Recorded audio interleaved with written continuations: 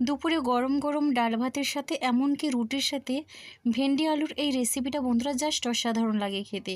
তো নমস্কার বন্ধুরা, মনীষা জানা কুকিং অ্যান্ড ব্লগ চ্যানেলে সবাইকে স্বাগত। আজ আমি আপনাদের সাথে শেয়ার করব ভেন্ডি আলুর রেসিপি। তো তার জন্য এখানে 250 গ্রাম ভেন্ডি নিয়েছি, আর ভেন্ডিগুলোকে আগের থেকে বেশ ভালোভাবে ধুয়ে নিয়েছি। এখন আমি ভেন্ডি কেটে নিচ্ছি, আর দেখে বুঝতে পারছেন একটা ভেন্ডি থেকে কিন্তু আমি 2 টুকরো করে নিচ্ছি। ভেন্ডির এই রেসিপিটা কিন্তু ঝটপট তৈরি হয়ে যায় আর খেতে লাগে অসাধারণ।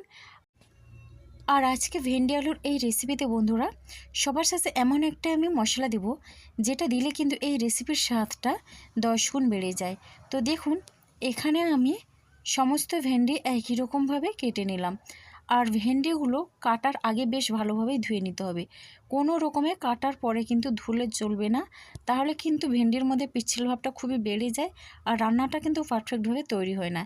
এখন দেখুন, এই ভেন্ডিগুলোকে একটা প্লেটের মধ্যে তুলে নেব। ভেন্ডিগুলোকে আগের থেকে একটু চেক করে নিতে হবে ভেন্ডির মধ্যে পোকা আছে কিনা।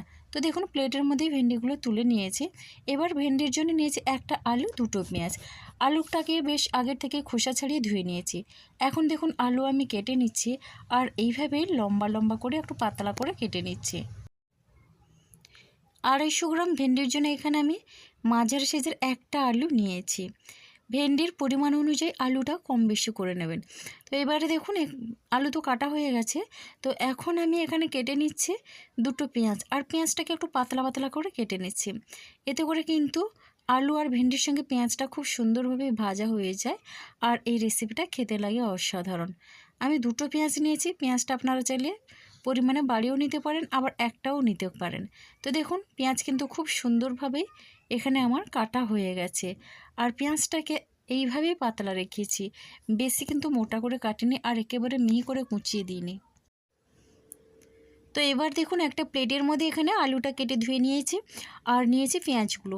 তো এবারে দেখুন, রান্নার জন্য গ্যাসে কড়াই বসিয়ে দিয়েছি। কড়াইটা গরম করে এখানে দিয়ে দিলাম সর্ষের তেল কিছুটা পরিমাণে, আর তেলটাকে বেশ ভালোভাবে গরম করে নেব। তো বন্ধুরা দেখুন, এখানে কিন্তু তেলটা আমি কড়াইয়ের চারিদিকে বেশ ভালোভাবে ছড়িয়ে দিচ্ছি। এখানে তেলটা গরম হয়ে গেলে তেলের মধ্যে প্রথমে দিয়ে দিচ্ছি ভেন্ডিগুলো আমি হালকা করে একটু ভেজে নেব, তাহলে কিন্তু রেসিপিটা পারফেক্টভাবে তৈরি হবে আর খেতে লাগবে অসাধারণ। গ্যাসের ফ্লেমটা প্রথমে 2 থেকে 3 মিনিটের মতো হাই ফ্লেমে রেখে অনবরত আমি নাড়াচাড়া করে নিচ্ছি। ভেন্ডিটা ধুয়ে যখন কেটেছি আমি, কাটার পরে একটু পিচ্ছিল ভাব থেকে গেছে, তো তার জন্য কিন্তু গ্যাসের ফ্লেমটা একটু বাড়িয়ে নাড়াচাড়া করে নিলে ভেন্ডির মধ্যে কোনো রকমের পিচ্ছিল ভাব থাকে না। তো দেখুন, এখানে আমি দিয়ে দিচ্ছি স্বাদ অনুসারে লবণ, আর লবণটা দিয়ে বেশ ভালোভাবে মিশিয়ে নিচ্ছি। এখন কিন্তু আমি হলুদের গুঁড়োটা ব্যবহার করছি না, শুধুমাত্র লবণ দিয়ে ভেন্ডিটাকে আগে ভেজে নেব। ভেন্ডির এই পিচ্ছিল ভাবের জন্য অনেকেই কিন্তু ভেন্ডি খেতে অপছন্দ করেন, তবে আজকে আমি যেভাবে রান্না করছি অবশ্যই এইভাবে রান্না করলে ভেন্ডির মধ্যে কোনো রকমের পিচ্ছিল ভাব থাকবে না, আর ভেন্ডিগুলো কিন্তু একেবারে গলেও যাবে না। এবারে ঢাকনা চাপা দিয়ে প্রথমে মিডিয়াম ফ্লেমে আমি 3 মিনিটের মতো রান্না হতে দিয়েছি। তো দেখুন, ঢাকনাটা খুলে একটু নাড়াচাড়া করে নিচ্ছি। ভেন্ডির গায়ে কিন্তু সুন্দর একটা ভাজা ভাজা কালার ধরেছে, আর ভেন্ডিটাকে এর থেকে কিন্তু বেশি ভাজার দরকার নেই, জাস্ট হালকা একটু ভাজা কালার ধরবে সেইভাবেই কিন্তু একটু ভেজে তুলে নিতে হবে। তো দেখে বুঝতে পারছেন, ভেন্ডিগুলো কিন্তু খুব সুন্দরভাবেই কিন্তু হালকা করে ভেজে নিয়ে এবার আমি একটা প্লেটের মধ্যেই তুলে নিচ্ছি। এটা দুপুরে ডাল ভাতের সঙ্গে জাস্ট অসাধারণ লাগে, বাচ্চারা তো ভীষণই তৃপ্তি করে খাবে, এমনকি রাত্রে রুটির সাথে খাওয়ার জন্য ভেন্ডি আলুর এই রেসিপিটা ভীষণই ভালো লাগবে। দেখুন, সমস্ত ভেন্ডির পিসগুলো আমি তুলে নিলাম। এবার আমি কড়াইয়ের মধ্যে দিয়ে দিলাম কিছুটা পরিমাণে সর্ষের তেল। এবার দেখুন, তেলটাকে একটু গরম করে নিয়ে এখন আমি তেলের মধ্যে দিয়ে দিচ্ছি 1/2 চামচের মতো গোটা জিরে।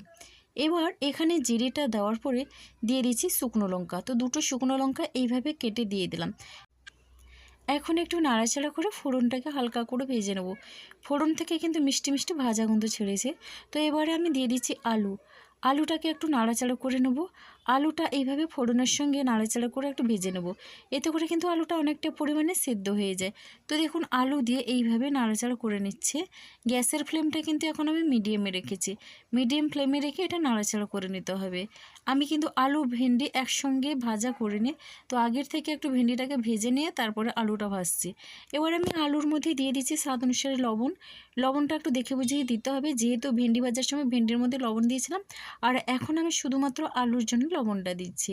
এবার দেখুন লবণটা দিয়ে বেশ কিছু সময় ধরে নাড়াচাড়া করে ঢাকনা দিয়ে এখানে 4 মিনিটের মতো একেবারে লো ফ্লেমে রান্না হতে দেবো। তো ঢাকনাটা খুলে একটু নাড়াচাড়া করে নিচ্ছি। তো দেখুন এখানে আলুগুলো কিন্তু অনেকটা পরিমাণে লাল লাল হয়ে গেছে। এবারে এখানে দিয়ে দিচ্ছি পেঁয়াজ কুচি। তো পেঁয়াজটা দিয়ে দিলাম, আর পেঁয়াজটা দেওয়ার পরে দিয়ে দিচ্ছি এখানে 3টে কাঁচা লঙ্কা চেরা। এখন পেঁয়াজ আর কাঁচা লঙ্কা দিয়ে বেশ ভালোভাবেই নাড়াচাড়া করে নিচ্ছি। আগের থেকে কিন্তু আমি পেঁয়াজ দিইনি, তাহলে কিন্তু পেঁয়াজটা বেশি ভাজা হয়ে যায়, আলুগুলো কিন্তু কাঁচা থেকে যাবে। তার জন্য আলুটা এখানে কিছুটা পরিমাণে ঢাকনা চাপা দিয়ে আমি রান্নাটা করে নিয়েছি, তারপরে কিন্তু পেঁয়াজটা দিলাম। বেশ ভালোভাবে নাড়াচাড়া করে মিশিয়ে নিতে হবে। এতে করে কিন্তু পেঁয়াজটাও নরম হয়ে যাবে, সেই সাথে আলুটাও অনেকটা পরিমাণে সেদ্ধ হয়ে যাবে। এবারে এখানে আমি দিয়ে দিচ্ছি হলুদের গুঁড়ো। হলুদের গুঁড়ো দিয়ে দিচ্ছি একটু ঝাল লঙ্কার গুঁড়ো। এই রেসিপিটা একটু ঝাল ঝাল হলে ভীষণ ভালো লাগে, আর এটাতে এমনিতেই চটপটা হবে। তো এবার দেখুন হলুদ গুঁড়ো আর লঙ্কার গুঁড়ো দিয়ে বেশ ভালোভাবে নাড়াচাড়া করে মিশিয়ে নিচ্ছি। চটপটা আলু ভেন্ডির এই রেসিপিটা বন্ধুরা একবার খাওয়ার পরে কিন্তু মুখের স্বাদ লেগে থাকবে।